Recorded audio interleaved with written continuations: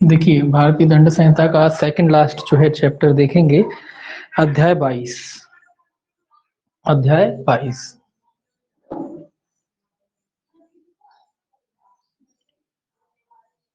अध्याय 22 देखेंगे आज। जो आपका अध्याय 22 है वो आपराधिक अभित्रास से संबंधित है। कैसे संबंधित है? आपराधिक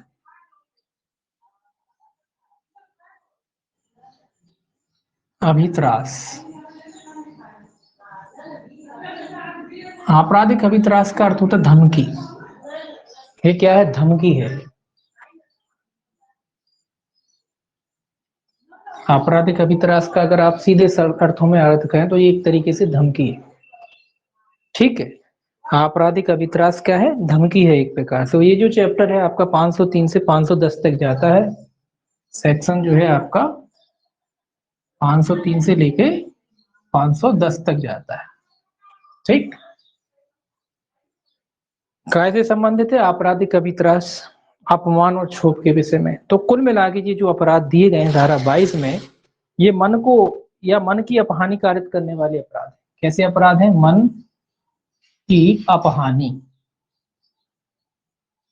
कैसे अपराध हैं? ये आपको मन को चोट पहुंचाते हैं, आपकी आत्मा को चोट पहुंचाते हैं। ये जो अपराध हैं कैसे हैं? आपकी मन को चोट पहुंचाते हैं, आपकी आत्मा को चोट पहुंचाते हैं, या कह लो मन की अपहानि कारित करने वाले जो है अपराधों से संबंधित है। कुल 8 धाराएं दे रखी, बताया 503 से 510 है, तो कुल 8 धाराएं जो है इसमें दे रखी हैं। सबसे पहले जो है इसमें 503 में जो है आपराधिक अभित्रास को परिभाषित किया गया है। सेक्शन जो है आपका 503, इसमें क्या करा गया है? आपराधिक अभित्रास की परिभाषा है। इसमें आपराधिक अभित्रास की क्या दे रखी है? परिभाषा दे रखी है। बताया गया है कि भी आपराधिक अभित्रास क्या होता है। एक मिनट,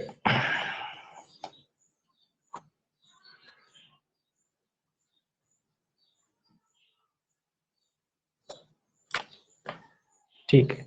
तो ये परिभाषा है जो क्या कहती है, पहले तो आपराधिक अभित्रास की परिभाषा कितने में दे रखी? 503 में, और इसका दंड दे रखा है 506 से लेके 508 तक में। परिभाषा 503 में दे रखी है, और इसका जो दंड है आपराधिक अभित्रास का वो कौन से कहां से कहां तक दे रखा है? 506 से लेके 508 तक। 506 से लेके 508 तक जो है इसका दंड दे रखा है। सेक्शन 506 से लेके 508 तक इसके जो है दंड दे रखे। अब बात आती कि भी आपराधिक अभित्रास क्या है? तो ये एक धमकी है, दुराशय युक्त धमकी। आपराधिक अभित्रास क्या है? दुराशय युक्त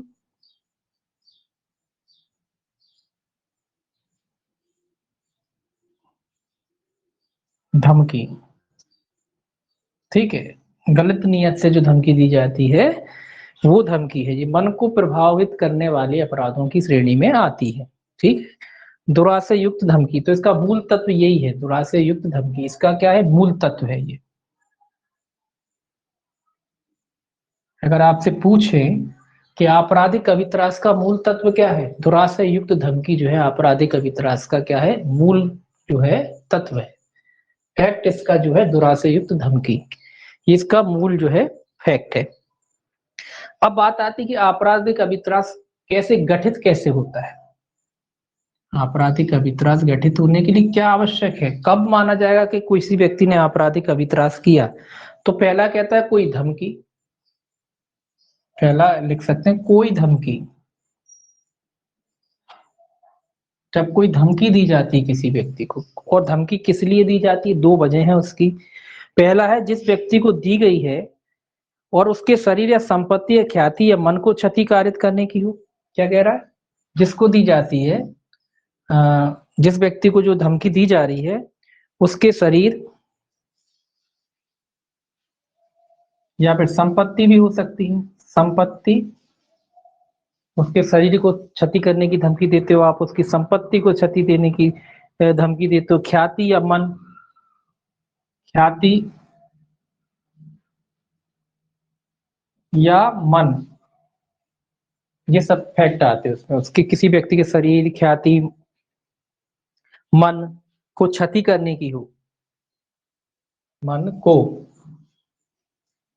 क्या करने के लिए उद्देश्य देते हो, क्षति करने के उद्देश्य, कि भाई हम, अगर आपने हमारी बात नहीं मानी तो हम आपके शरीर को, आपकी संपत्ति को, आपके घर में आग लगा देंगे, आपकी पिटाई करेंगे, है ना, आपकी जो प्रतिष्ठा बनी हुई उसको धूमिल कर देंगे, या कोई ऐसी जो क्षति पहुंचा, ऐसी कोई धमकी देता है कि मन को उससे चोट पहुंचती है, तो इस प्रकार की जो है धमकी देता है। या फिर क्या करता है, उससे हितबद्ध व्यक्ति के शरीर, संपत्ति, एक तो उसी को देता है, दूसरा उससे हितबद्ध, हितबद्ध, अगर कोई व्यक्ति उससे हितबद्ध है और उसके भी शरीर, जो व्यक्ति हितबद्ध है, आपका कोई बच्चा है, आपका कोई दोस्त है, आप कोई भी जो आपसे जुड़ा हुआ है, उसके शरीर को, उसकी संपत्ति को, उसकी ख्याति को, उसके मन को, तो भी जो है आपराधिक अवित्रास का जो है अपराध बनता है। वो धमकी किस उद्देश्य से दी जाती है, भाई धमकी देता है तो धमकी का उद्देश्य क्या होता है, दूसरा इसमें लिखेंगे उद्देश्य क्या होता है धमकी का, जो धमकी दे रहा है उसका उद्देश्य क्या है, धमकी गठित हो रहा है अपराध, तो भैया उद्देश्य भी होता है संत्रास कारित करे, उद्देश्य होता है संत्रास कारित करना, ठीक है, संत्रास कारित करना उद्देश्य होता है। या फिर क्या हो सकता है, उसे कोई ऐसा कार्य करवाने या करने से विरत रहने के लिए विवश करने हेतु दी गई हो जिसे वह क्रम से करने या न करने के लिए वैध रूप से दायी ना हो। तो ये क्या कह रहा है, उसे कोई कार्य करने या करवाने से विरत रहना के लिए बाध्य करना, उसे किसी कार्य को करवाने, कोई कार्य करवाने या करने से विरत रहने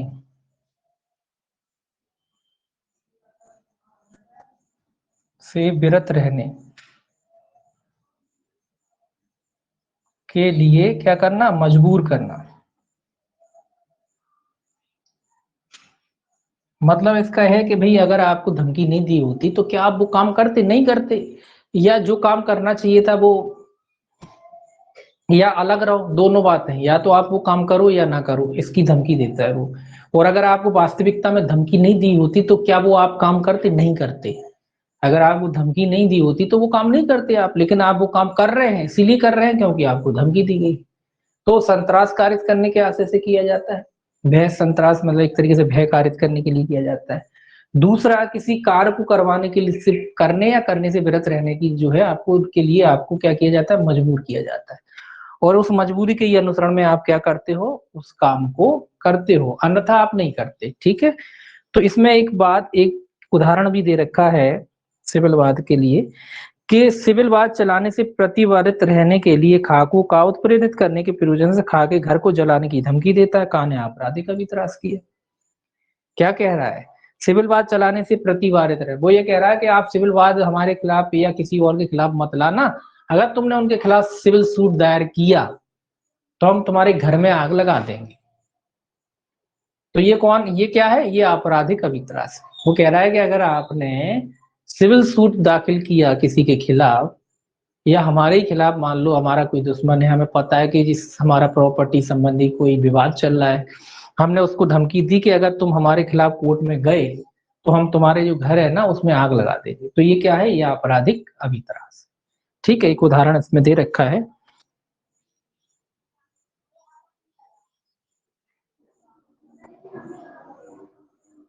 अब बात आती है कि क्या किसी ऐसे कार्य को करने के लिए विवश करने हेतु धमकी देना जिसे करने के लिए कोई व्यक्ति विधि से आबद्ध है। क्या मतलब है इसका, ये कह रहा है कि ऐसा कोई कार्य जिसको करने के लिए आप विधि द्वारा आबद्ध हैं, बंधे हुए, आपकी ड्यूटी है, आपका कर्तव्य है, वो काम करना है आपको, है ना, आप विधि द्वारा कोई कार्य करने के लिए क्या हो, आबद्ध हो, क्या हो, आबद्ध हो, ठीक। उदाहरण के लिए मान लो आप कोई पुलिस वाले हो, अब आपकी ड्यूटी है, आप विधि द्वारा ये बंधे हुए को एफआईआर को लिखना आपका काम है, क्या काम है आपका? एफआईआर लिखना आपका काम है। आप विधि द्वारा बंधे हो, विधि कहती कि भाई कोई भी शिकायत करे, कंप्लेन करे तो आप एफआईआर दर्ज करो उसकी, है ना। अब आप विधि द्वारा बंधे हो, हम आपको धमकी आके देते कि नहीं तुम्हें एफआईआर लिखनी ही पड़ेगी, नहीं लिखोगे तो देख लेंगे तुम्हें, तो क्या ये आपराधिक अभित्रास है? नहीं, ये आपराधिक अभित्रास नहीं। क्योंकि ऐसा कोई कार्य जिसको करने के लिए आप विधि द्वारा बंधे हुए हो, उस कार्य को करने की धमकी देना जो है आपराधिक अभित्रास की कोटि में नहीं आएगा। वो बात अलग है कि लोक सेवक को डराने धमकाने वाली बात हो जाएगी, वो एक अलग बात है, लेकिन आपराधिक अभित्रास की कोटि में नहीं आएगा। ठीक है, लोक सेवक के कार्य में बाधा डालना, भय प्रेरित करना, वो एक अलग बात है, लेकिन आपराधिक अभित्रास की कोटि में नहीं आएगा। ठीक है, आपराधिक अभित्रास की कोटि में नहीं आएगा। अगर कोई मान लो कोई कार्य करने के लिए आप विधि द्वारा बाध्य हो और हम उसी कार्य को करने के लिए आपको धमकी देते हैं, जिस कार्य को करने के लिए आप विधि, अब ये धमकी कब होती है? ये धमकी आप कहोगे ये धमकी होती है जो छोटे मोटे, कभी कभार क्या होता है कोई काम नहीं कर रहा है ढंग से, तो हालांकि वो काम करना चाहिए उसे नहीं कर रहा है, फिर कई लोग देते हैं धमकी, तो इस तरीके की अगर आप धमकी देते हो तो वो आपराधिक अभित्रास की कोटि में नहीं आएगी। ठीक है,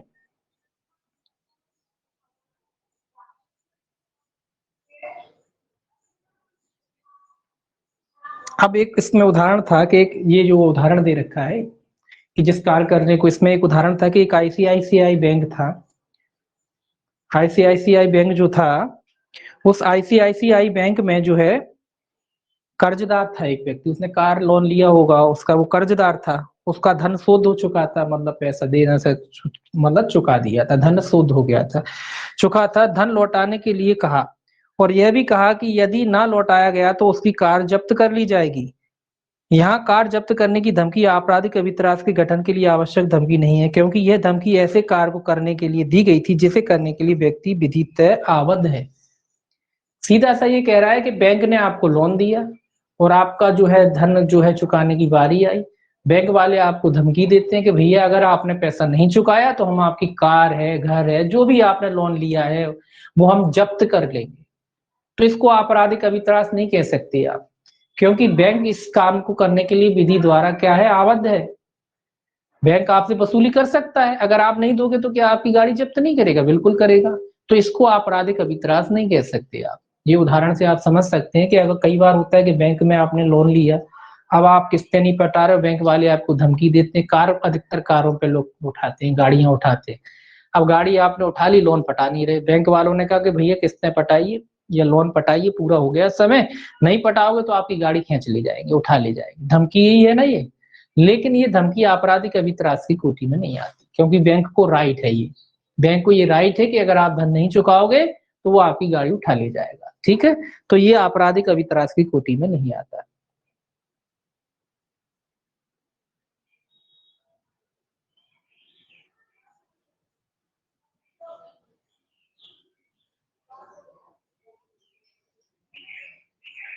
अब एक उदाहरण इसी प्रकार का और है आपराधिक अभित्रास के लिए।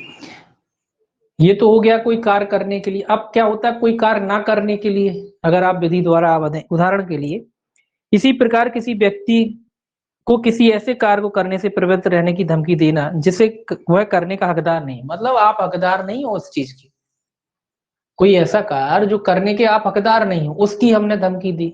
उदाहरण के लिए इसमें उदाहरण दे रखा है, एक बताया हुआ है, इसमें डायरेक्ट में नहीं दे रखा है, कि मान लो आपका कोई खेत है, आपके बागान लगे हुए हैं, आपके फल लगे हुए हैं, है ना, फलों का बगीचा है आपका, प्राइवेट बगीचा है आपका, ये पूरा बगीचा है, यहाँ आपने फल लगा रखे हैं, कोई भी फल लगा रखे हैं।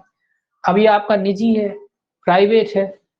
अब इसमें कोई दूसरा व्यक्ति तो प्रवेश करके तोड़ नहीं सकता जब तक कि आप उसे अनुमति नहीं दो, यानी कि वो दूसरा जो व्यक्ति है जो घुसना चाहता है उसमें, वो कार्य करने से क्या है, प्रवृत्त है, वो नहीं कर सकता आपके घर, आपके बगीचे में जाओ तोड़े फल नहीं कर सकता। अब वो घुसने की कोशिश करता है, आप क्या धमकी देते हो कि भैया जो भी मेरे बगीचे में घुसेगा मैं उसे गोली मार दूंगा, तो क्या इसको आप आपराधिक अभित्रास कहोगे? नहीं कहोगे, क्योंकि जो व्यक्ति है वो विधि द्वारा आबद्ध नहीं है कि वो कार्य ना करे, मतलब उसमें घुसे, घुसने के लिए प्राधिकृत व्यक्ति नहीं है वो, है ना।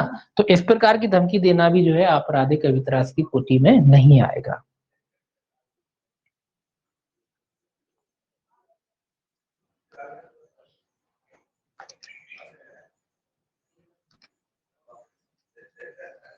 अब कई बार ऐसा होता है, आप कहोगे भाई उद्दापन भी पढ़ते हैं हम, उद्दापन में भी तो धमकी होती है, यहाँ भी धमकी होती है ना। उद्दापन में यहाँ में धमकी में क्या अंतर है, ठीक है ना। उद्दापन में और यहाँ, अब आप कहोगे कि उद्दापन है और ये धमकी, दोनों एक से लगते हैं भाई, दोनों एक से लगते हैं तो दोनों में अंतर क्या, दोनों ही धमकी है, दोनों, वो भी धमकी है और ये भी धमकी है। ये आपराधिक अभित्रास कर के लिए जो है धमकी है, और वो भी धमकी है। वो किस लिए धमकी थी, वो धमकी थी बेईमानी पूर्ण किसी की संपत्ति लेने के लिए। उद्दापन क्या था, बेईमानी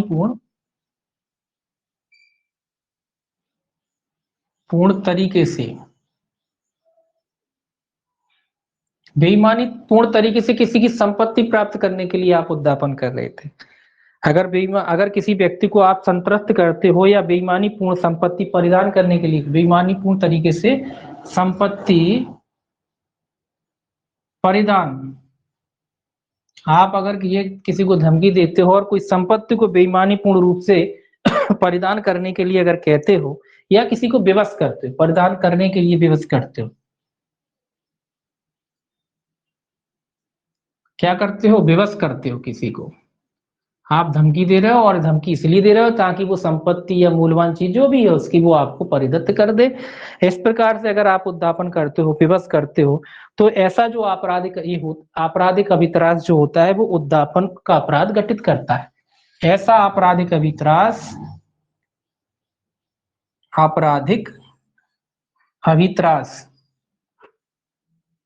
आपराधिक अभित्रास मतलब धमकी, तो यानी कि ऐसी जो धमकी है वो कौन से अपराध का गठन करती है, वो उद्दापन का गठन करती है, उद्दापन का गठन करती है। यानी ये कौन सा अपराध बन जाएगा, उद्दापन बन जाएगा। अगर आपराधिक अभित्रास आपने, यानी कि जो धमकी है वो इस प्रकार की धमकी है कि किसी संपत्ति को परिधान करने के लिए आप किसी व्यक्ति को विवश करते हो, तो जो आपराधिक अभित्रास का जो अपराध है वो काय में बदल जाएगा, उद्दापन में बदल जाएगा। ठीक है, ये अंतर है दोनों में। एक तरीके से ये कह लो कि ये जो साधारण धमकी है, ये धमकी है, और ये संपत्ति को परिधान करने के लिए, बेईमानी पूर्ण आशय से परिधान करने के लिए विवश करने वाली है उद्दापन। तो उद्दापन में आपराधिक अभित्रास होता है, उद्दापन का अपराध बगैर आपराधिक अभित्रास के तो होगा ही नहीं, आप पढ़ते ही हो। तो उद्दापन के अपराध के लिए आपराधिक अभित्रास होना जरूरी है। ठीक है, समझ में आई बात। उद्दापन तभी होगा जब आपराधिक अभित्रास होगा। आपराधिक अभित्रास मतलब धमकी होगी, बगैर धमकी के तो होगा नहीं। तो आपराधिक अभित्रास का, उद्दापन के लिए आपराधिक अभित्रास होना जरूरी है। ठीक है, लेकिन आपराधिक अभित्रास के लिए उद्दापन होना जरूरी नहीं है। इसको उल्टा कर दो, यही चीजें पूछते हैं, तो उल्टा कर दो उसको। तो उद्दापन में आपराधिक अभित्रास जरूरी है, तभी तो उद्दापन होगा, और साथ में ये चीजें हो, कोई संपत्ति परिधान करा रहे हो, वापस उससे मांग रहे हो, विवश कर रहे हो उसको, तो उद्दापन बन जाएगा। ठीक है, लेकिन आपराधिक अभित्रास में हर आपराधिक अभित्रास उद्दापन हो जरूरी नहीं। ठीक है, तो आपराधिक अभित्रास है तो बोले उद्दापन भी हो जाएगा, ऐसा कुछ जरूरी नहीं।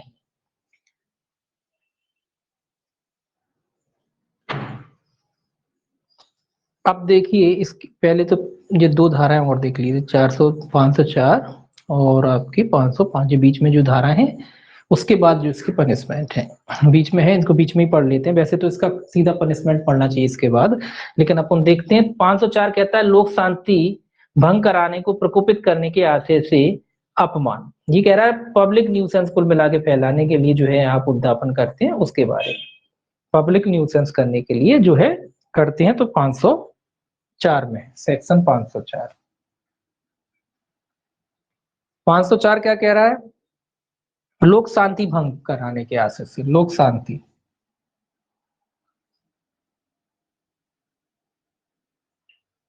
पूरा नहीं लिखा, केवल इतना लिखा है। ठीक है, लोक शांति भंग कराने के आशय से किसी को प्रकोपित करके जो है आप क्या करते हो, साथ से किसी व्यक्ति का अपमान करते हो। ठीक है, साथ से किसी व्यक्ति का क्या करना है, अपमान करना है इसमें। ये कह रहा है जो कोई किसी व्यक्ति को साथ से अपमानित करेगा और तद द्वारा उस व्यक्ति को इस आशय से या यह संभाव जानते हुए प्रकोपित करेगा कि ऐसे प्रकोपन से वह लोक शांति भंग या कोई अन्य अपराध कारित करेगा, वह दोनों में से किसी भांति कारावास से जिसकी अवधि 2 वर्ष तक की हो सकेगी या जुर्माने से दोनों से दंडित किया जाएगा।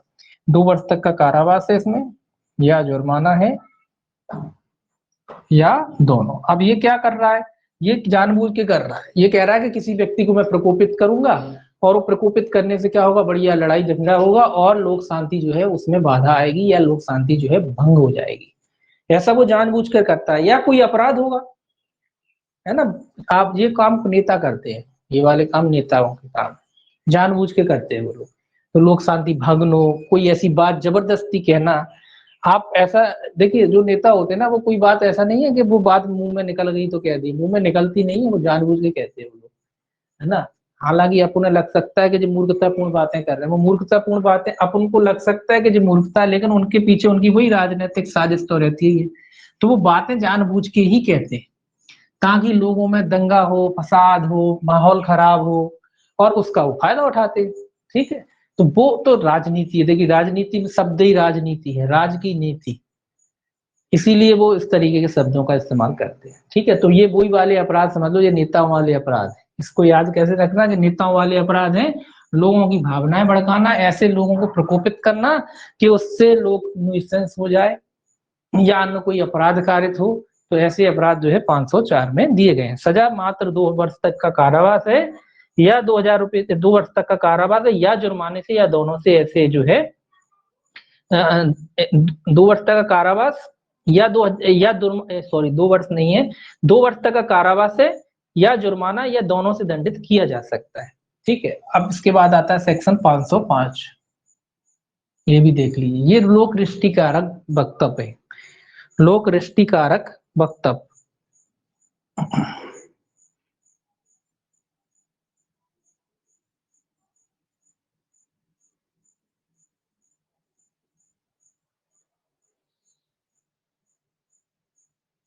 वक्तव्य,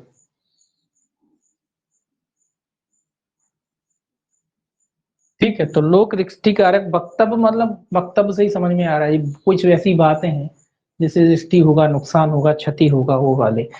ये क्या कह रहा है, देखिए ये क्या कहता है। ये कह रहा है, जो कोई किसी व्यक्ति को सात से अपमान, सॉरी 505 पढ़ना है। जो कोई किसी कथन, जनश्रुति या रिपोर्ट को, ये कथन, जनश्रुति और रिपोर्ट है, क्या है इसमें, कथन शामिल है। ये भी पूछा जाता है इसमें क्या क्या शामिल है, लोक दृष्टिकारक वक्तव्य में क्या क्या शामिल है। तो कोई भी कथन हो सकते हैं, जनश्रुति हो सकती है,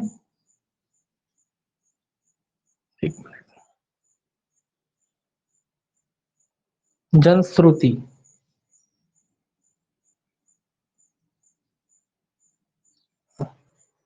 श्रुति, श्रुति,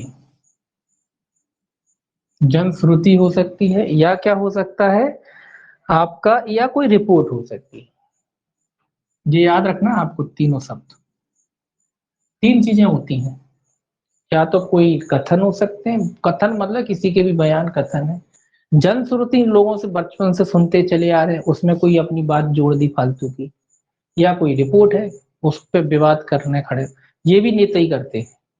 कोई भी वक्तव्य दे दिया, कोई भी जनश्रुति है उस पर अपनी बातें जोड़ दी बीच में, है ना। या कोई रिपोर्ट आई है, उस पर अपने हिसाब से वो तर्क देने लगे जबरन जबरन। तो ये सारे कथन, ये नेताओं वाले अपराध हैं। ठीक, तो ये क्या करते हैं, इस आशय से कि या यह संभव हो कि भारत की सेना, नौसेना का कोई ऑफिसर, सैनिक, नाविक या वायु सैनिक विद्रोह करे, या अन्यथा वह उस नाते अपने कर्तव्य की अवहेलना करे और उसके पालन में असफल रहे। तो कुल मिला के विद्रोह कराना, ये जो कथन कर रहे हैं विद्रोह कराते हैं। किसमें, सेना, सेना लग गई, तीनों सेना, मतलब सेना का कोई ऑफिसर वगैरह है, ये लोग विद्रोह करते हैं।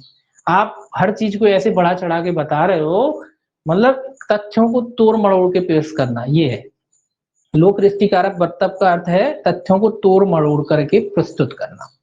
अब वो तोड़ मरोड़ करके आप क्यों प्रस्तुत कर रहे हो, क्योंकि आपके दिमाग में खुरापात चल रही है। आपके दिमाग में क्या खुरापात है, आप जानते हो कि भारत की जो सेना, चाहे वो थल सेना हो, चाहे वो वायु सेना हो, चाहे आपकी जल सेना हो, तीनों सेना में कोई भी हो, उसका कोई ऑफिसर है, उसका कोई सैनिक है, ये विद्रोह करेगा, है ना, या अपने कर्तव्यों की अवहेलना करेगा। विद्रोह करेगा या कर्तव्यों की अवहेलना करेगा, कर्तव्य की अवहेलना।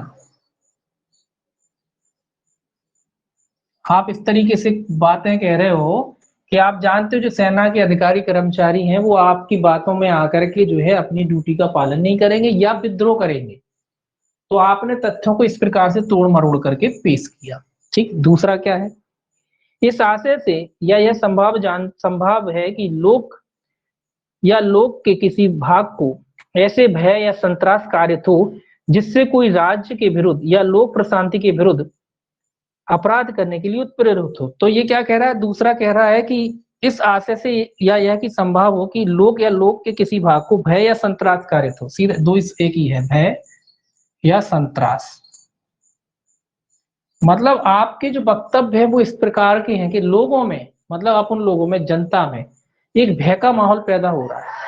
अब भय का माहौल पैदा हो रहा है एक वर्ग विशेष के बारे में, आप, और वो वर्ग विशेष के बारे में भय का माहौल क्यों पैदा हो रहा है, क्योंकि ये नेताओं की बातों से ये लोग इस प्रकार से तथ्यों को तोड़ मरोड़ करके पेश कर रहे हैं कि एक वर्ग विशेष के बीच में क्या हो रहा है, एक भय का माहौल पैदा हो रहा है। अब उस भय के माहौल में स्वाभाविक सी बात है, जब भय का माहौल पैदा होगा तो जिस कौम में भी या जिस समाज में भी भय का माहौल पैदा होगा, हो सकता है कि उनकी तरफ से कुछ ऐसा कृत्य किया जाए जिससे कि लोक शांति में विघ्न हो या कोई अपराध किया जाए। जब आदमी को ये लगता है कि हम मर रहे हैं तो वो तो क्या करता है, वो क्या कहते हैं, मरता क्या ना करता, ठीक है।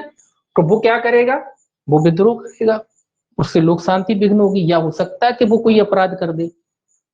और वो अपराध क्यों कर रहा है, वो अपराध भय की वजह से कर रहा है, ठीक है। उसमें भय है, उसमें भय है इन लोगों की बातों की वजह से।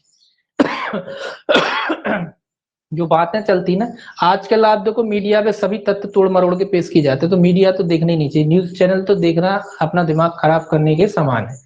तो उनको देखो, देखना बिल्कुल बेवकूफी। कोई भी मीडिया चैनल हो, सब अपनी ढपली बजाने लगे, सब धंधा कर रहे हैं आजकल पैसा कमाने के लिए। उनको ना रिपोर्टिंग से मतलब है, ना उनको किसी चीज से मतलब है, वो बस धंधा कर रहे हैं। और उनको ना आपसे भी मतलब है, आप सोचो कि आपकी भलाई के लिए करे तो आपसे भी मतलब नहीं, वो केवल पैसा कमाते हैं, ठीक है।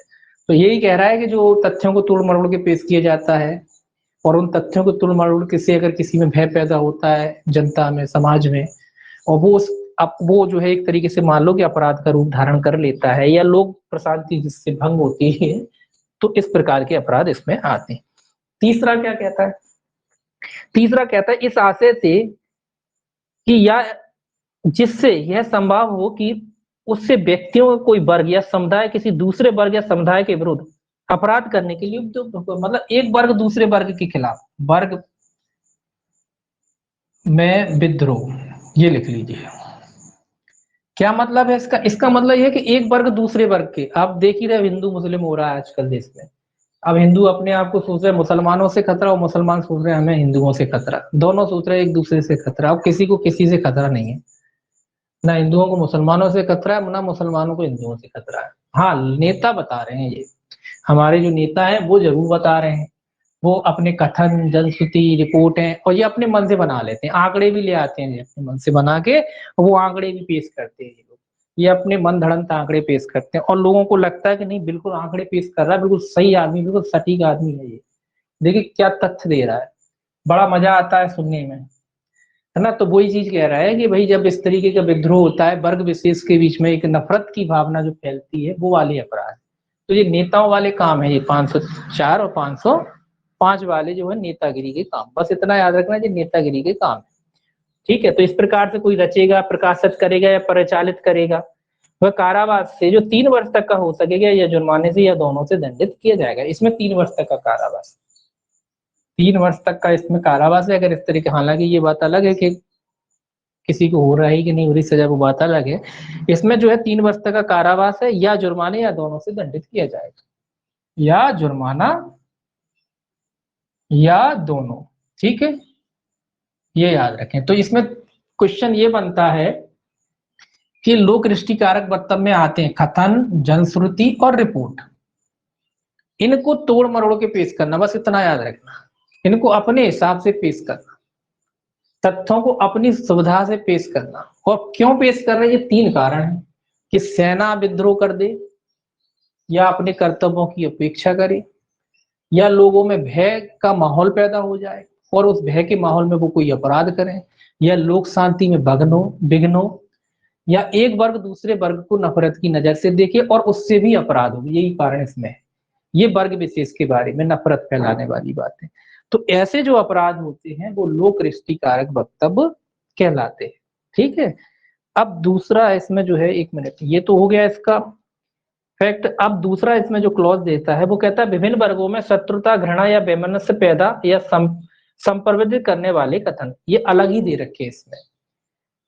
ये जो है पूरा इसमें लोकलिष्टि कारक वक्तव्य में आ जाता है। उसका दूसरा क्लॉज जो कहता है विभिन्न वर्गों में शत्रुता घृणा, अलग से कह रहा है कि अगर आप शत्रुता फैलाते हो, दूसरा क्लॉज जो है इसका, ये मैंने नंबर दे दी, इसको ए बी सी कर रखते हो, ए बी सी, ठीक है। ये दूसरा क्लॉज जो इसका वो कहता है विभिन्न वर्गों में शत्रुता या घृणा की भावना फैलाना।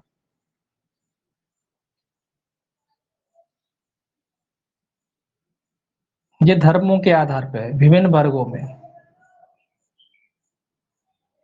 शत्रुता या घृणा। ये कह रहा है लोगों में घृणा की भावना है, धर्म की बात आ गई है। अब बिल्कुल स्पेशली उन्होंने कहा कि धर्म की बात आ गई, कि एक धर्म को दूसरे धर्म से लड़ाना, उनमें आपसी मतभेद पैदा करना, ये वाले काम। ये कह रहा है जो कोई जनश्रुति या संत्रासकारी समाचार अंतर्विष्ट करने वाले किसी कथन या रिपोर्ट को इस आशय से कि या जिससे यह संभव हो कि विभिन्न धार्मिक मूल वंशीय भाषा या प्रादेशिक समूह या जातियों या समुदायों के बीच शत्रुता, घृणा या वैमनस्य की भावनाएं धर्म, मूल वंश, जन्म स्थान, निवास स्थान, भाषा, जाति या समुदाय के आधारों पर, किसी भी आधार पर हो सकती है, या अन्य किसी भी आधार पर पैदा या संपरिवर्तित हो, रचेगा, प्रकाशित करेगा, परिचालित करे, वह कारावास से जो 3 वर्ष तक का हो सके या जुर्माना से या दोनों से दंडित किया जाएगा। सजा से भी ये धर्म के बारे में आ गया कि जो जनश्रुतियां होती है ना, अब आप देख ही रहे हो रोज के रोज कोई ना कोई विवाद आ जाता है, किसी ने किसी पे विवाद कर दिया, किसी ने किसी पे कर दिया। तो उससे क्या होता है, जो धार्मिक संप्रदाय होते हैं, या क्षेत्र भी हो सकता है, इसमें क्षेत्र भी के विषय भी में भी हो सकता है, तो उन लोगों में क्या होता है, शत्रुता या घृणा की भावनाएं पैदा हो जाती है। तो लगभग इसी जैसा है, बस ये पर्टिकुलर धर्म के लिए कह रहा है कि धार्मिक भावनाओं को ठेस पहुंचाना, जो जनश्रुतियां हैं उनको अपने, उनके आधार पे आप कोई भी जनश्रुति है उसको आप बड़ा बातें कर रहे हो, तो इस प्रकार के जो अपराध होते हैं सजा सेम ही है, 3 वर्ष तक का कारावास या जुर्माना या दोनों से दंडित किया जाएगा। इसका जो तीसरा पैराग्राफ कह लो या क्लॉज कह लो, वो पूजा स्थल के बारे में, पूजा के स्थान आदि में किया गया उपधारा 2 के अधीन अपराध। पूजा स्थान में, पूजा स्थल मतलब यही वाला जो काम है, ये सेक्शन जो सब क्लॉज कह लो या 2 कह लो, 2 क्लॉज है, 2 क्लॉज 2 का अपराध जो है आप पूजा स्थान में करते हैं, मंदिर में जाके कर रहे हैं ये बात, या मस्जिद में जाके कर। पूजा स्थान का मतलब ये नहीं कि केवल मंदिर, मस्जिद, चर्च, गुरुद्वारे सब है। पूजा स्थल मतलब जहां भी आप अपनी पूजा करते हो वो सब आते हैं, ठीक है। तो वो सारे स्थान है। इसमें लिखा है जो कोई उपधारा 2 में विनिर्दिष्ट अपराध किसी पूजा के स्थान में या किसी मानव में जमाव में जो धार्मिक पूजा या धार्मिक कर्म में लगा हुआ है करेगा, वह कारावास से जो 5 वर्ष तक का हो सकेगा दंडित किया जाएगा, और जुर्माने से भी दंडित होगा। यहाँ सजा थोड़ी बढ़ जाएगी, यही अपराध है। बस क्या कर रहा है जी, या तो पूजा स्थल या धार्मिक सभा चल रही है, कोई धार्मिक आयोजन हुआ है, वहां जाके इस तरीके के वक्तव्य दे रहे हो आप, तो इसमें सजा जो है बढ़ जाएगी, 5 वर्ष तक का इसमें जो है कारावास है। 5 वर्ष तक का इसमें जो है कारावास हो जाएगा, 3 से बढ़कर हो जाएगा 5 वर्ष तक का इसमें जो है कारावास हो जाएगा, और जुर्माना, और जुर्माना 3 वर्ष से बढ़ के सजा हो जाएगी 5। अब ऐसा इसलिए हो जाएगा कि अगर आप ऑन द स्पॉट इस तरीके का काम करोगे, लोग बैठे हैं, जुलूस जलसा चल रहा है धार्मिक या पूजा पाठ में लगे हुए हैं अपने, और आप गए और इस तरीके की ऊटपटांग बातें आपने की, तो उधर तो अगर आप इस तरीके की बातें करोगे तो स्वाभाविक सी बात है कि दंगा हो जाएगा, लोग भड़क जाएंगे। धार्मिक नाम पे अपने देश में आप जानते हो लोग अंधे हैं, अपना देश क्या है, धार्मिकता का बड़ा वो है, अपने देश में सारे लोग अंधे हैं धर्म के नाम पे, धर्म के नाम पे बिल्कुल अंधे बने हुए हैं, और वो ये सोचते हैं कि उन्हीं की वजह से धर्म बचा है, नहीं तो वो नहीं होते बेचारा तो धर्म तो टिकता ही नहीं है ना। तो इंसानों से टका है धर्म, लोगों को ये भ्रम पैदा है। देखिए धर्म इंसानों से नहीं टिका होता है, ना इंसानों की जरूरत धर्म को, और ना इंसान धर्म की रक्षा करते हैं, और अगर जिस धर्म की रक्षा इंसानों को करनी पड़े वो धर्म धर्म ही नहीं है, क्योंकि धर्म का कोई इंसानों से संबंध नहीं कि भाई इंसान रक्षा करेंगे, इंसानों की रक्षा धर्म करता है, ठीक है। इंसानों के लिए धर्म बना है और इंसानों की रक्षा धर्म करता है, और धर्म को कोई नहीं मिटाता। धर्म सदियों से हैं और रहेंगे। क्या मिट गए ये बताइए, आज तक क्या खत्म हो गए? नहीं हुए ना। तो धर्म की रक्षा के लिए इंसान नहीं बने हैं, इंसानों की रक्षा के लिए, इंसानों की भलाई के लिए धर्म बने, ठीक। अब देखिए आगे, तो आगे अपने टॉपिक पे आएंगे। अब आता है 506 आपराधिक अभित्रास के लिए दंड। सेक्शन आपका आता है 506, जो दंड है इसमें, जो अपन पढ़ रहे थे आपराधिक अभित्रास, उसके लिए जो है स्पेशल धारा है 506। ये भी याद रखना, ये पूछी जाती है कि आपराधिक अभित्रास के लिए जो दंड जो है दिया गया है, इसमें दो पैराग्राफों में दो तरीके से जो है दंड को बांटा गया है। 506 का पैराग्राफ 2 की श्रेणी में ना आने वाले अपराध है। 500 पैराग्राफ 2 है यदि धमकी, मृत्यु या उपहत्या ये वाले अपराध है, इनकी श्रेणी में अगर आप मतलब कह दीजिए साधारण दंड, साधारण दंड की बात करें, आपराधिक अभित्रास का जो साधारण दंड है वो कितना है, 2 वर्ष तक का कारावास या जुर्माना या दोनों। साधारण दंड है 2 वर्ष तक का कारावास या जुर्माना या दोनों, ठीक है। साधारण दंड कितना है, 2 वर्ष तक का कारावास या जुर्माना या दोनों, ठीक। और 506 का सेकंड पैराग्राफ है, उसमें भी दंड दे रखा है। वो कैसे दंड है, जब आप मृत्यु या घोरोपति या अग्नि द्वारा दृष्टि कारित करने की धमकी देते हो, मतलब धमकी के साथ है। धमकी इसमें कौन सा काय के लिए, जब आप धमकी देते हो, और धमकी काय की देते हो आप, मृत्यु या घोरोपति कारित करने की, मृत्यु या घोरोपति की धमकी देते हो, घोरोपति। और इस प्रकार अगर आप आपराधिक अभित्रास कारित करते हो कि किसी व्यक्ति की मृत्यु की जाए या किसी व्यक्ति को जो है धमकी दी जाए, अग्नि द्वारा दृष्टि वगैरह ये सब की जाए, देखिए इसको पढ़ लेते हैं।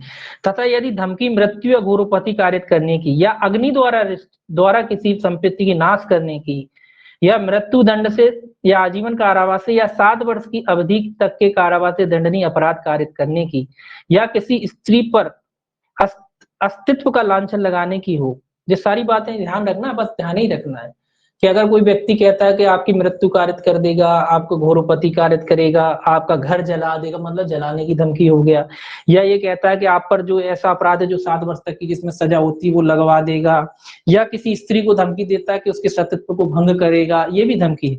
तो इस प्रकार के अगर अपराध करता है कोई व्यक्ति, तो इसमें जो सजा है वो 7 वर्ष तक का कारावास या जुर्माना या दोनों से ऐसे व्यक्ति को जो है दंडित किया जा सकेगा। कितने दंड से दंड होगा, 7 वर्ष तक के कारावास या जुर्माना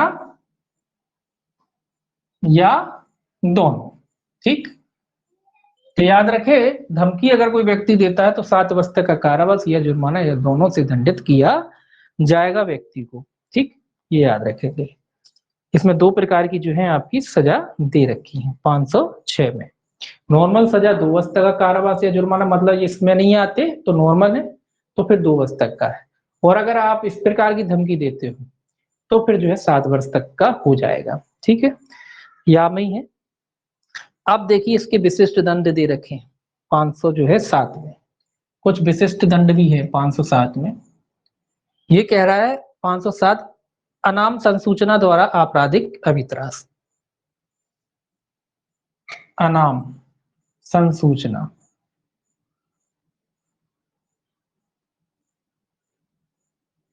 ठीक है। ये क्या होता है भाई अनाम संसूचना, अनाम संसूचना द्वारा धमकी देने वाले की पहचान आदि छिपाते हुए आपराधिक अभित्रास, मतलब एक तरीके से छिप करके किसी का नाम सामने ना आए, बगैर नाम लिए उस तरीके का अपराध कर रहे हो। ये कह रहा है जो कोई अनाम संसूचना द्वारा या उस व्यक्ति का जिसने धमकी दी हो नाम या निवास छिपाने की पूर्व सावधानी करके आपराधिक अभित्रास का अपराध करेगा, वह पूर्ववर्ती अंतिम धारा द्वारा उस अपराध के लिए उपबंधित दंड के अतिरिक्त दोनों में से किसी भांति कारावास है जिसकी अवधि 2 वर्ष तक ही हो सकेगी दंडित किया जाएगा। क्या मतलब, ये कह रहा है छिप कर भी कर रहा है, एक तरीके से बता नहीं रहा कि तुम्हारे को बोले अगर तुमने ऐसा किया वो फलाना जो भी व्यक्ति है उसका नाम छिपा के उससे जो है आपके घर में आग लगवा देंगे या कर देंगे। कुल मिला के एक तरीके से नाम धमकी है ना, बिल्कुल अपनी पहचान छुपा करके। फोन आते हैं, नाम नहीं बताता, धमकी दे देता है, चिट्ठी लिख देता है, नाम नहीं लिखता, धमकियां दे रहा है, अपनी पहचान नहीं बता रहा, बस धमकी देता है कि अगर ऐसा करोगे तो ये ऐसा हो जाएगा। उन्होंने कहा कौन बोल रहा है पता नहीं, फोन काट दिया। तो इस प्रकार की धमकी के बारे में कह रहा है। तो अगर इस प्रकार की कोई धमकी देता है कोई व्यक्ति, तो ये कह रहा है कि जो धारा के तहत उसने धमकी दी है, मतलब ये वाली धमकी दी है अगर मृत्यु की, तो ये तो उसको चार्ज हो गई, मतलब 7 साल के लिए तो वो जाएगा ही जाएगा, या नॉर्मल है तो 2 वर्ष के लिए तो जाएगा ही जाएगा। लेकिन उसे एक अपनी अनाम संसूचना या कह लो अपनी पहचान छिपाने के लिए 2 वर्ष तक के कारावास से भी दंडित किया जाएगा। 2 वर्ष तक की हो सकेगी, तो दोनों में से किसी भांति के 2 वर्ष तक का कारावास से भी अतिरिक्त दंड है। 2 वर्ष तक के कारावास से उसे दंडित किया जाएगा। अब ये कारावास कैसा अतिरिक्त है, मतलब जैसी उसने धमकी दी, मान लो उसने किसी से कहा कि तुम्हें मार डालेंगे अगर तुमने ये काम किया, तो ये काम तुम्हें नहीं करना है ना, और अपना नाम पता बताता नहीं, पकड़ के आप जाएंगे, तो भाई इस धारा के तहत तो वो दोषी है ही, 7 वर्ष तो उसे होगी ही होगी सजा, साथ में उसे 2 वर्ष की और होगी ये वाली, अपनी पहचान छिपा के धमकी देने के लिए, तो ये अतिरिक्त होगी, ठीक है, प्लस होगी। अब वो बात अलग है कि न्यायालय के ऊपर डिपेंड करता है कि 7 के बाद 2 चलेगी। आप सीआरपीसी में पढ़ ही चुके हो कि जब 2 सजाएं एक साथ होती हैं तो ये न्यायालय तय करता है कि वो सजाएं एक साथ चलेंगी कि एक के बाद एक चलेगी, वो न्यायालय तय करता है। मामले की परिस्थिति में वो न्यायालय का पावर है, तो न्यायालय चाहे तो साथ एक साथ चल सकती हैं सजाएं, और चाहे तो अलग अलग भी चल सकती हैं। अलग अलग का मतलब ये है कि पहले 7 साल पूरे जाएंगे, फिर 2 साल फिर चलेगी, है ना। और एक साथ का मतलब ये है कि भाई साथ में ही 2 साल जुड़ जाएंगे तो साथ में ही 2 साल हो जाएंगे पूरे, ठीक है, तो वो न्यायालय का विवेक है। तो ये अतिरिक्त सजा है, अगर कोई अपनी पहचान छुपा करके धमकी वगैरह देता है तो उससे संबंधित है। अब सेक्शन है 507 के बाद 508। देखिए 508 क्या कहता है 508 कहता है व्यक्ति को यह विश्वास करने के लिए उत्प्रेरित करके कि वह दैवी अप्रसाधन का भाजन होगा। ये बाबाओं वाले, ये बाबाओं का काम, ये नेताओं के काम पढ़ लिए, अब ये बाबाओं के काम आ गए। ईश्वरीय प्रकोपन का भागन, ईश्वरीय,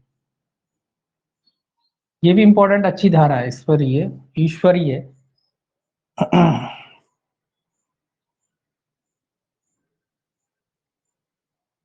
प्रकोपन का भाजन,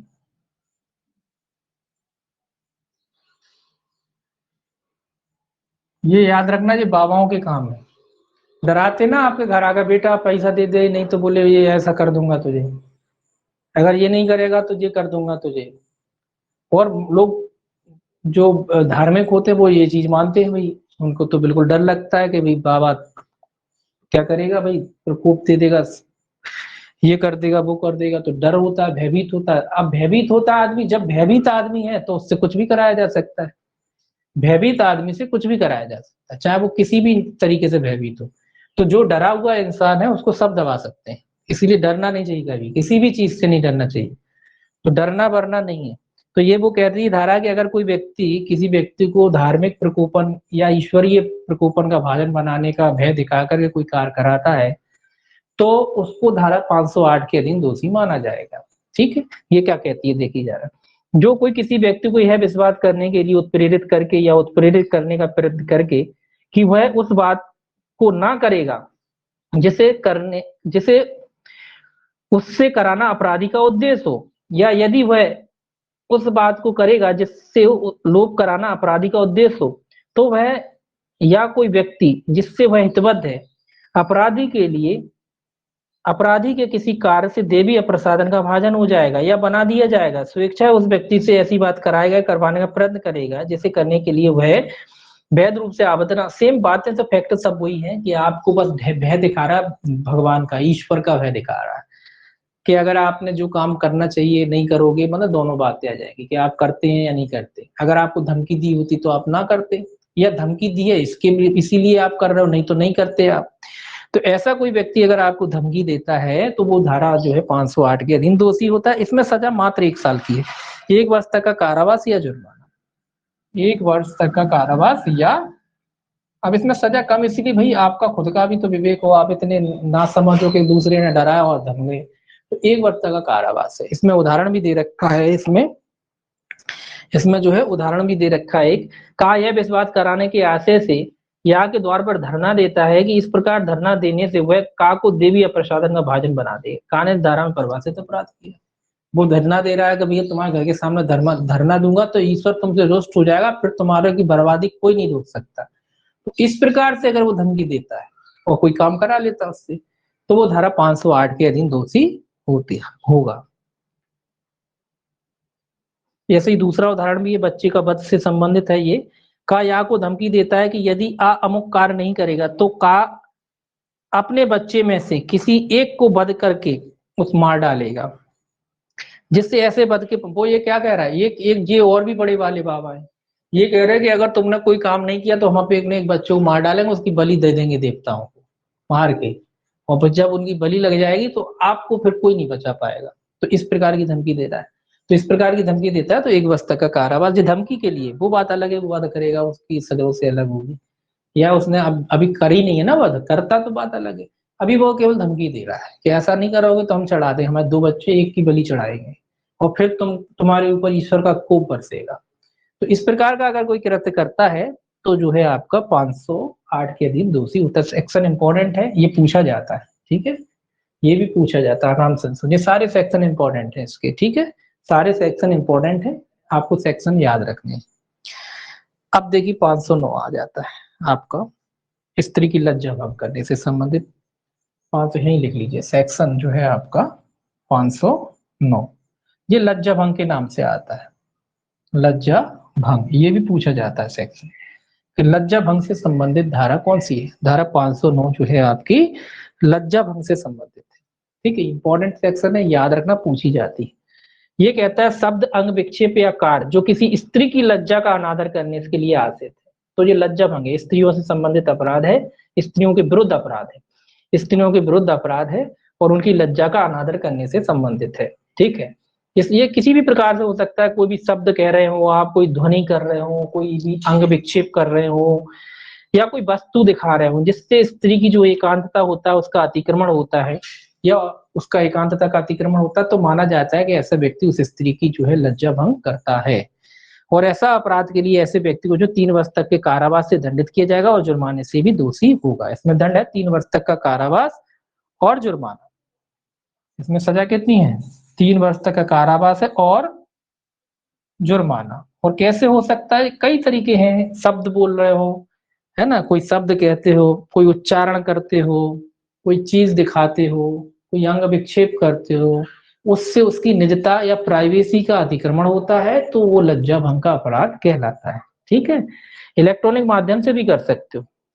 अब आप कोई, अगर आपसे कोई ये पूछे क्या ये लज्जा भंग का जो अपराध है क्या ये इलेक्ट्रॉनिक माध्यम से हो सकता है, बिल्कुल हो सकता है। इलेक्ट्रॉनिक माध्यम से आप, कोई लड़की है उसको आप अश्लील मैसेज भेजते हो, अश्लील सामग्री भेजते हो, उससे उसकी निजता का हनन होता है, तो भाई बिल्कुल लज्जा भंग का अपराध बनेगा। तो इलेक्ट्रॉनिक माध्यम से भी किया जा सकता है, क्योंकि दुनिया बदल गई है तो अपराध का स्वरूप भी बदल गए हैं। जो काम वैसे होते थे अब आपके इलेक्ट्रॉनिक माध्यम से भी हो सकते हैं, ठीक है। इलेक्ट्रॉनिक माध्यम से किसी को सूचना भेज रहे हो, किसी को गंदे गंदे मैसेज भेज रहे हो, उससे उसकी निजता का अतिक्रमण हो रहा है, तो भी लज्जा भंग का अपराध बन जाएगा। तो ये भी याद रखना है आपको। अब बात आती है कि अगर कोई महिला की सहमति है, अगर सहमति होगी तो फिर क्या का अपराध। अगर कोई महिला की सहमति है और फिर आप मैसेज भेजते रहो, फिर नहीं होगा। सहमति होगी तो फिर क्या का अपराध। जब दोनों राजी हैं तो खूब भेजो, कोई दिक्कत नहीं है। तो सहमति हो जाएगी तो फिर अपराध नहीं बनेगा, सहमति हो जाएगी तो अपराध नहीं बनेगा, ठीक है। इलेक्ट्रॉनिक माध्यम से भी हो सकता है। 3 वर्ष तक का जो है सादा कारावास, 1 मिनट, सादा ही कारावास है, मैंने सादा नहीं लिखा है, वह सादा कारावास। इस कारावास जो कैसा है, सादा, ये भी इंपॉर्टेंट चीज है लिखना, कैसा कारावास होगा, सादा। 3 वर्ष तक का जो है सादा कारावास से, वह सादा कारावास से जिसकी अवधि 3 वर्ष तक की हो सकेगी दंडित किया जाएगा, जुर्माने से भी दंडित। तो कारावास कैसा होगा, सादा होगा, ठीक है, ये भी याद रखना है। कितना हो सकता है, 3 वर्ष तक का, और साथ में जुर्माना भी होगा, ठीक है। इलेक्ट्रॉनिक माध्यम से भी किया जा सकता है। ये हो गया आपका 509। अब देखिए 510, ये जो धारा है 510, इसको भी यहीं लिख लीजिए, सेक्शन 510, ये जो है अधिनियम की सबसे जो है कम पनिशमेंट वाली धारा है। आपकी आईपीसी में पूछा जाता है कि ऐसी कौन सी धारा है जिसमें आईपीसी में सबसे कम पनिशमेंट दिया गया है, तो 510 में दिया गया। ये धारा क्या है, ये शराबियों के लिए है, मत व्यक्तियों द्वारा, मत व्यक्तियों द्वारा लोक स्थान में, अब अच्छा, मत व्यक्ति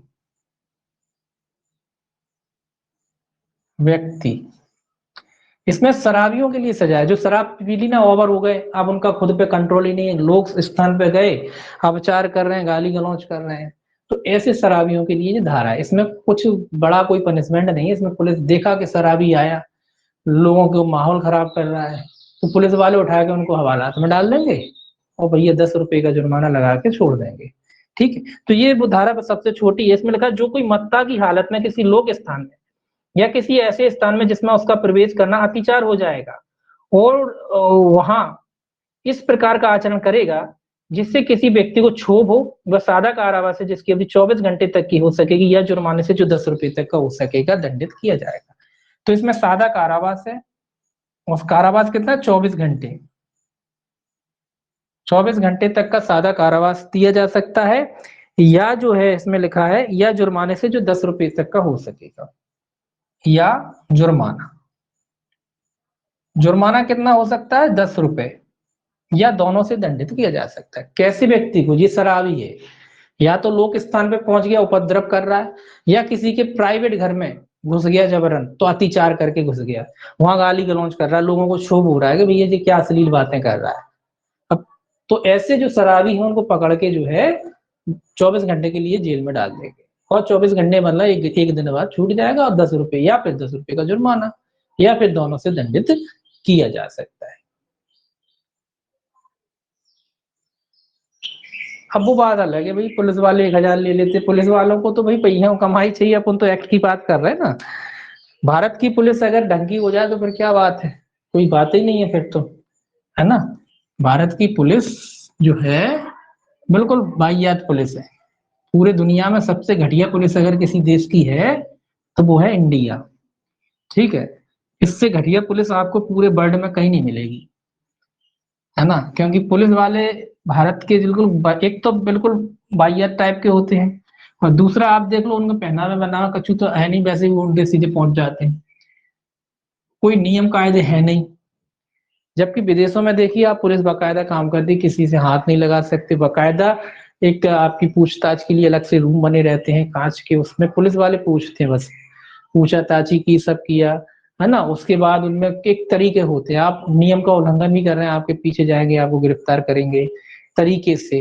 अब यहाँ तो मामला पुलिस वाले कहते हैं आपस में निपटा लेते हैं, है ना। तो जब तक डिजिटाइजेशन होगा सारी चीजों का, तब जरूरी है कि पुलिस वाले अपने आप को रुक जाएंगे, तो सारी कहीं भी खड़े हो जाते हैं, हाईवे पे ही खड़े हो गए, हर चीज का एक नियम होता है। जैसे पुलिस वाले गाड़ी रोक रहे हैं, कुछ कर रहे हैं, तो उसका भी एक नियम होता है कि भाई आप बैरिकेड लगाइए, रोकिए तरीके से। अब ये नहीं कि एक हाईवे है उस पे आप जाके खड़े हो गए, नेशनल हाईवे है उस पे जाके खड़े हो गए, बीच में डंडा लेके एक आदमी तेजी से चला रहा, आप डंडा हिला रहे हो, तो ये तो गलत है। तो इस तरीके का काम पुलिस वाले करते हैं भारत की, है ना।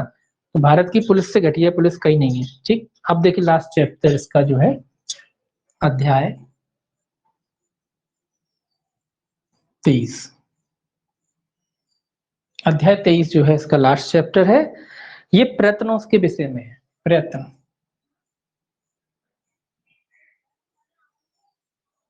प्रयत्नों, प्रयत्नों से संबंधित है या प्रयत्न से संबंधित है।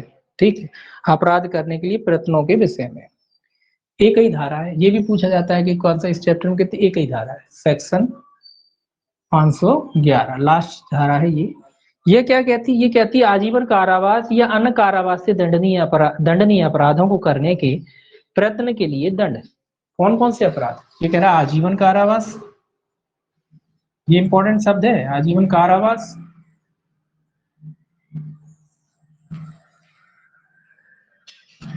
या अन्य कारावास से, या अन्य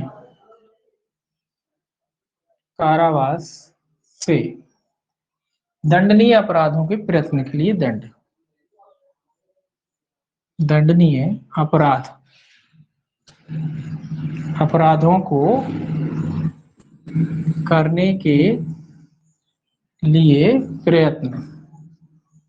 अब आप कहेंगे पहले प्रयत्न देख लें, भाई प्रयत्न होता क्या है। जब वो कोई आप अपराध करते हो, वो अपराध करने में आप सफल नहीं हो पाते हो, यानी कि आप उस अपराध को करने में असफल रह जाते हो, तो ऐसे असफल अपराध के लिए भी सजा होती है, तो उसको हम प्रयत्न कहते हैं। तो प्रयत्न का मतलब है एक असफल अपराध या एक अपूर्ण अपराध। क्या है, अपूर्ण अपराध। भाई पूरा हो जाता है तो फिर अपराध हो ही जाता है, ये क्या है, अपूर्ण अपराध है।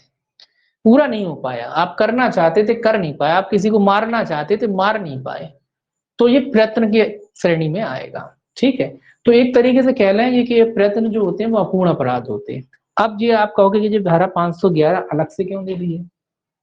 देखिए, ये धारा केवल उन्हीं मामलों में लागू होती है जहां प्रयत्न के लिए अलग से कोई उपबंध नहीं किया गया है। ये याद रखें, अलग से कोई उपबंध नहीं है। काय के लिए? प्रयत्न के लिए। अगर कोई धारा को अलग से प्रयत्न के लिए बनाया गया है तो उसमें ये लागू नहीं होता।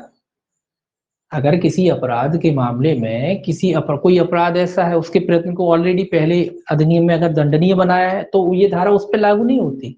ये धारा केवल उन अपराधों के प्रयत्न पर लागू होती है जिनको संहिता में अलग से परिभाषित नहीं किया गया।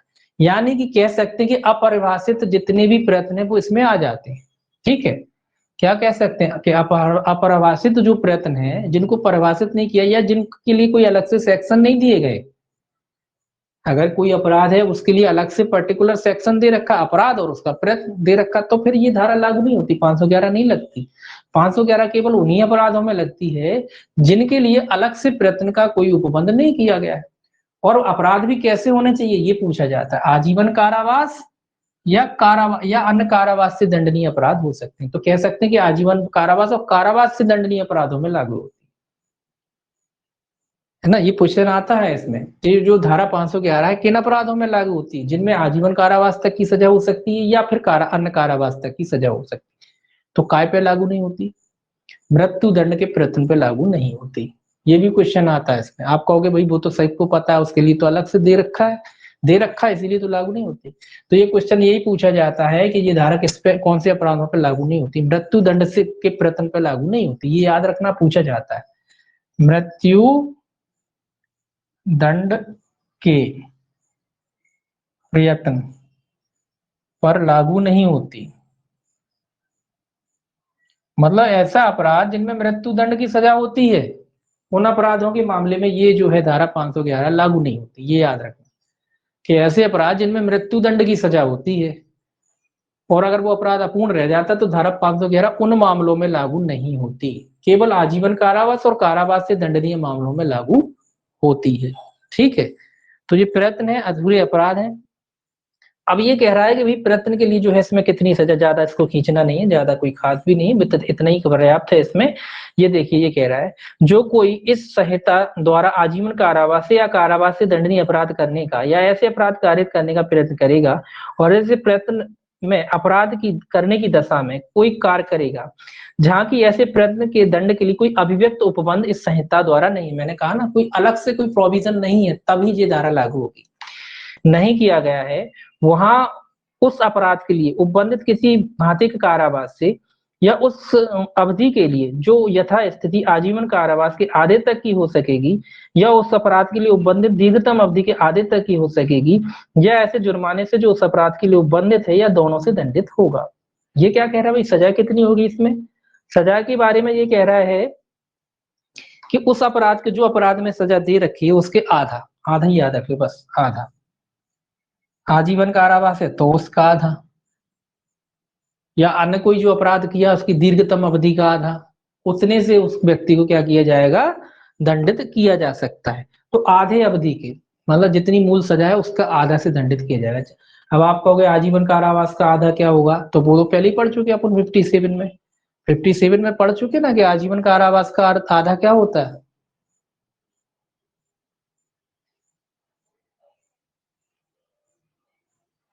इस सेक्शन के साथ में कोई सेक्शन नहीं पढ़ने हैं आपको। आप कहोगे इस सेक्शन को मिला के, तो ऐसे थोड़ी ना पढ़ना है कि आपको कहो कि फिर हम बैठ जाएं उसमें छांटेंगे, ऐसा कुछ नहीं पढ़ना, कोई सेक्शन नहीं पढ़ना, इसी को पढ़ना है बस। ठीक है, इसके संग कोई सेक्शन मिला के नहीं पढ़ना कि भाई वो प्रयत्न वो अलग से, फिर ऐसे तो छांटा छूटी अलग बात होती है ना। तो अधिकतर आईपीसी में प्रयत्न जो बड़े हैं उनके लिए दे ही रखी है सजा, अलग से सेक्शन दे ही रखे हैं। मोस्टली आप देखोगे चोरी के लिए नहीं दे रखा है, चोरी का प्रयत्न कहीं परिभाषित किया नहीं किया। तो जब चोरी करता है व्यक्ति और चोरी नहीं कर पाता है तो 511 लग जाती है। कोई आदमी घर में घुसा, गृह भेदन किया, संदूक खोला और कुछ नहीं मिला, तो 511 लग जाएगी उस पे, क्योंकि चोरी नहीं कर पाया।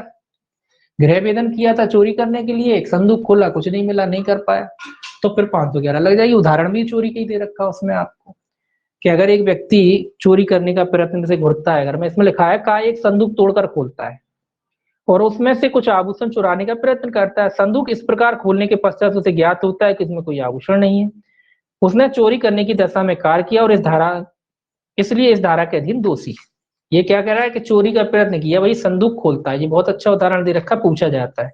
तो उस व्यक्ति ने क्या किया भाई, संदूक खोला। संदूक क्यों खोला? ताकि चोरी करे। और संदूक खोल के पता पड़ा कुछ था ही नहीं, उसमें खाली था। तो भैया जब चोरी कर नहीं पाया तो अधूरा अपराध हो गया। चोरी के प्रयत्न के लिए अलग से कोई उपबंध है नहीं, आप जानते हो। तो 511 उस पर लग जाएगी। ठीक है, चोरी के साथ साथ जो है 511 की धारा जो है उस पर लग जाएगी, चोरी के प्रयत्न की। ऐसे ही उदाहरण दूसरा है, कहा या की जेब में हाथ डालकर या की जेब से चुराने का प्रयत्न करता है। या की जेब में कुछ ना होने के परिणाम स्वरूप का अपने प्रयत्न में असफल रहता है। कहने भी था, आपने किसी की जेब में पॉकेट में हाथ डाला और पॉकेट खाली थी, तो भी चोरी का प्रयत्न बन जाएगा। ऐसे गृह भेदन भी है, अगर आपने गृह भेदन करा, उसमें कुछ चुरा वुरा नहीं पाए, निकल नहीं पाए, मतलब चुरा नहीं पाए, कोई चोरी करने के उद्देश्य गए थे, तो भी 511 लग जाएगी, प्रयत्न बन जाएगा उसका। तो कुल मिला के उन अपराधों के लिए जिनके लिए अलग से उपबंध नहीं है, उनके लिए जो है ये सेक्शन लागू होता है, केवल उन मामलों में जहां अलग से प्रयत्न नहीं दिया गया है। ठीक है, अब सजा कितनी होती है? जो दीर्घतम अवधि के आधा या आजीवन कारावास का आधा। अब आप कहोगे भाई आजीवन कारावास का आधा क्या होता है? उसके लिए आपको सेक्शन 57 पढ़ना पड़ेगा कि जब आजीवन कारावास की भिन्न निकालनी हो तो आजीवन कारावास को क्या करेंगे, वो आप पढ़ेंगे कि 20 वर्ष के तुल्य माना जाएगा। ठीक है, 20 ही वर्ष है ना, 20 वर्ष के तुल्य उसको जो है मान लेंगे। ठीक है, तो 20 का आधा कर देंगे, 10 हो जाएगा। ठीक है, तो ये इसमें भिन्न इसके साथ पढ़ सकते हैं। जो कहते हैं ना कि आजीवन भिन्नों का क्यों दिया, ये सेक्शन बता रहा है भाई, इसीलिए दिया था। अब ये समस्या आ गई कि आजीवन कारावास का आधा करना है, तो कैसे करेंगे भाई, कैसे करेंगे? आजीवन कारावास का अर्थ क्या होता है? मृत्यु तक जेल में।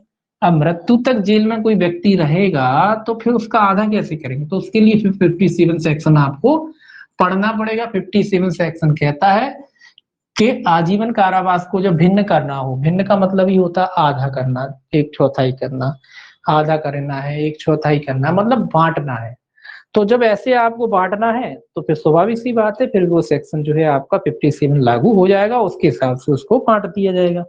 ठीक है, ये हो गया आपका जो है आईपीसी खत्म। ठीक, अब बात आती है कि कौन सा पढ़ेंगे, एविडेंस पढ़ेंगे। इसके बाद कब से पढ़ेंगे एविडेंस? पढ़ेंगे मंडे से। एविडेंस कब से पढ़ेंगे? सोमवार से शुरू करेंगे एविडेंस को। अब आप कहोगे कि 2 दिन क्या करेंगे? 2 दिन भी आपका मोटर व्हीकल ही चलेंगे, डबल बैच।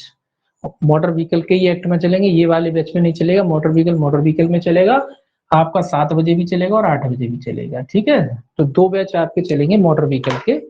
वो मंडे से शुरू कर रहे हैं, मतलब शुक्रवार तक अपन पढ़ते हैं मेजर एक्ट। तो आज कौन सा बुध है? गुरुवार और शुक्रवार, दोनों दिन मोटर व्हीकल की आपकी आईपीसी की जगह क्लास चलेगी, और मंडे से आपका एविडेंस शुरू होगा। ठीक है, और जो आपकी मोटर व्हीकल की चलती है रेगुलर क्लास, वो तो चलेगी चलेगी, यानी डबल बैच चलेंगे आपकी मोटर व्हीकल की। ठीक है, और फिर मंडे से अपन पढ़ेंगे एविडेंस। चलिए,